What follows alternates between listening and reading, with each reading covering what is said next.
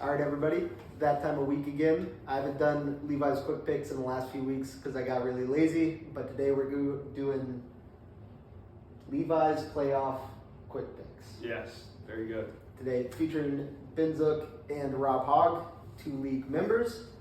All right, well, let's just get into it. Let's get into it. Rob, tell me the first thing you see on this board.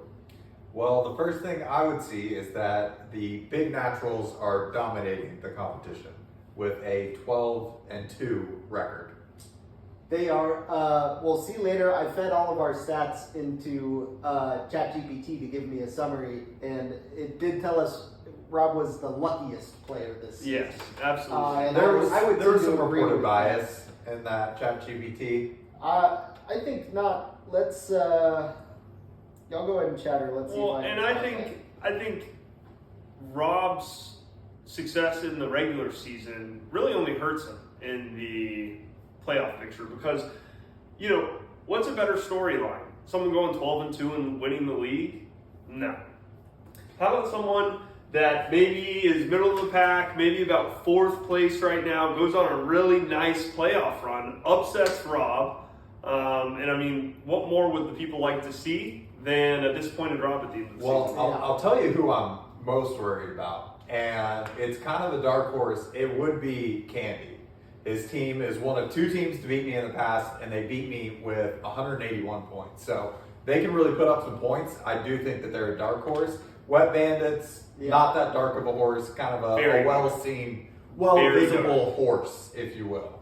Yeah. Well, and as you can see up there, Candy's got the second most points for him in the league. And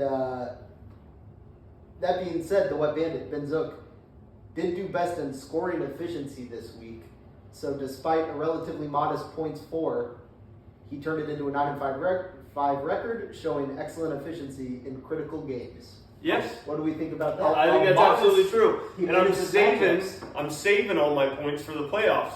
Y'all, like idiots, scored all your points in the regular season. Ooh, I'm saving them for the playoffs. A modest points for is nothing to be afraid of. It's modest. That is true. Well, anything else we want to talk about up here? Anything interesting? Obviously, here at the bottom, we had John Dodd. We all knew that was coming. And Jake Blaine, who did a good job of selling his team late in the season. He could be someone to watch for next season. Yep. Caleb, we actually have a little bit about Caleb. Loser. In that he had one of the stronger points for in the league, 3rd in points for, but very high points against. So very high points against. His team did well. He scored a lot of points. Bad matchups. Yeah. He did well. Other teams did well. But you know one storyline about Caleb's team that no one has talked about? He kept Justin Tucker, who has been just a huge fumble this season. That's true. And we all gave him shit for keeping the kicker because it was a bonehead move. And then the kicker failed. He did fail in a season where kickers in general are scoring an exceptional number of points. So many high-scoring points out of kickers this season.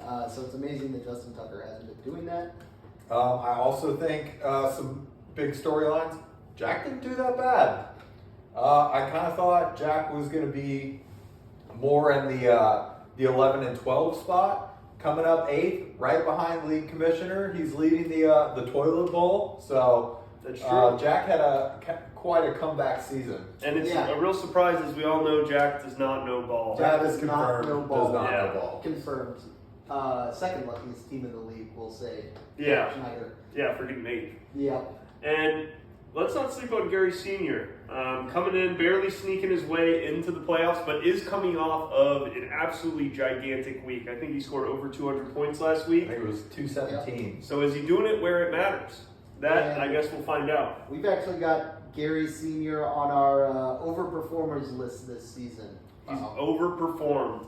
Yep, they likely won matchups and avoided long losing streaks, despite only scoring 2016, which is below most of the top tier teams.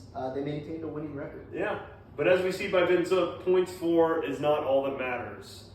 I'm saving my points for the playoffs. I didn't lose to a single Zook this season. No Zook losses. Yet. Well, should we talk a little bit about Ethan? I think he's the only other playoff player that we haven't really spoken about. He's kind of been an under the radar guy this season. I mean, I'm surprised to see him up there in third. Ethan's an oaf of a coach, and he is an oaf of a team. So I'm not really that worried about Ethan.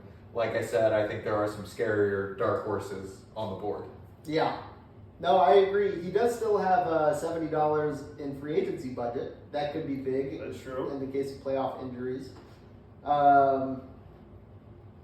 Yeah, we'll see how he does. Yeah.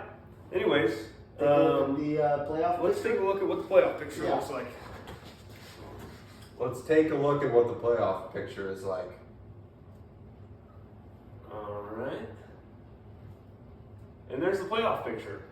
Oh, very Wow, that's blurry pixelated. faces. Very blurry. Very blurry. We'll point this out to you. Here at the top by, obviously we have the gunkster himself, Tony, and then your first and I would say almost most high-powered matchup. Here you have between me and Candy. Now I just beat Candy 2 weeks ago, and it wasn't that hard. Do I think I can do it again? Yes, I do. Rob, why don't you read off the rest of the board? We do have Chris Collins in a bye, a well-deserved bye, I might mention. He had a hell of a season. Slow Then start, but a good season. we also have Gary Sr. and Ethan Zook. I mean, Gary's set to win right now. I think he's going to do it, especially with just Ethan's team not being that great despite their high ranking. So I would be afraid of seeing Gary out in the championship. I agree. Yeah. I agree. I think so too. I think well-deserved buys. Good to see Chris Collins after a slow start finishing second. He was the champion last year. So way to continue doing well and participating. I think we're taking Gary and Gary versus Ethan Zook. I think it's going to be a I close think we game, can all agree on that one. but I think we're going to take Gary.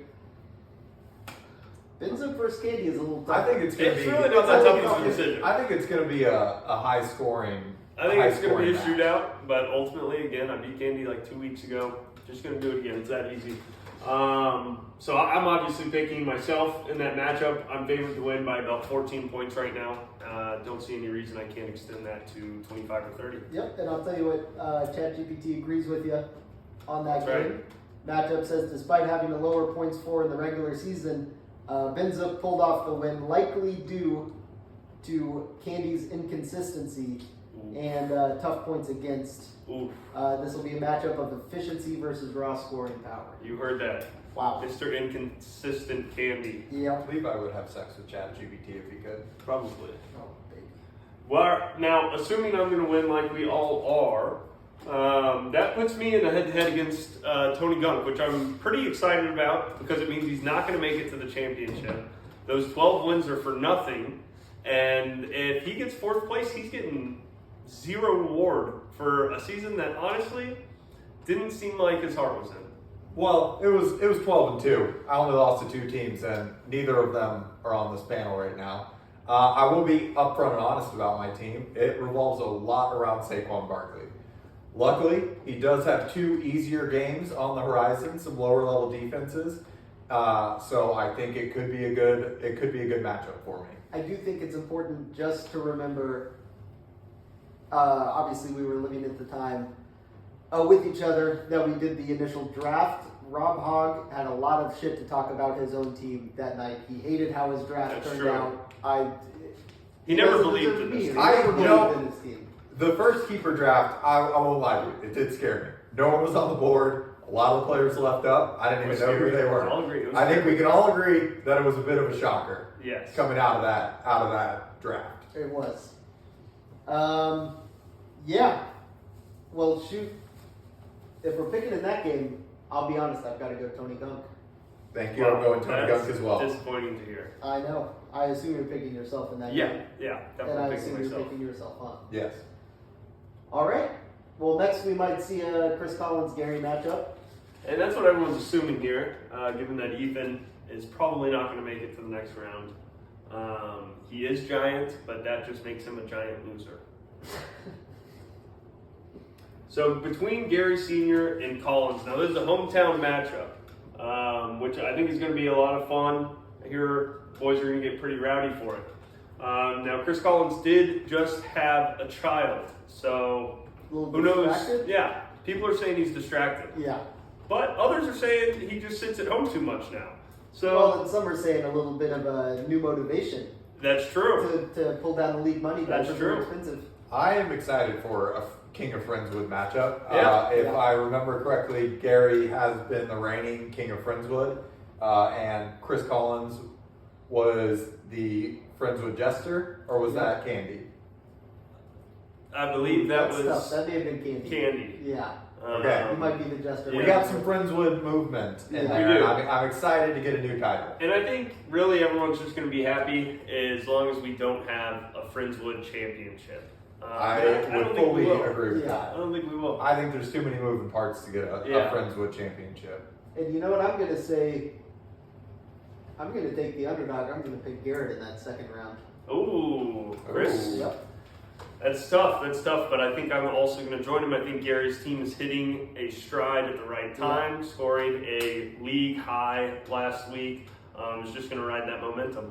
I'm also going to have to pick Gary. I think his team is doing a lot of things right now. Yeah. Well, that's fun stuff. I think the championship may be a Yeah, little we'll far away to comment on. I agree. believe so. I'd like At to see this how point- things shake out in round 1 and 2. Yeah, we can do another video maybe after round 2. Keep y'all updated. But anyways, this is the playoff picture. This was Levi's playoffs quick picks featuring Ben Zook and Rob Hogg. Have a good night, everybody.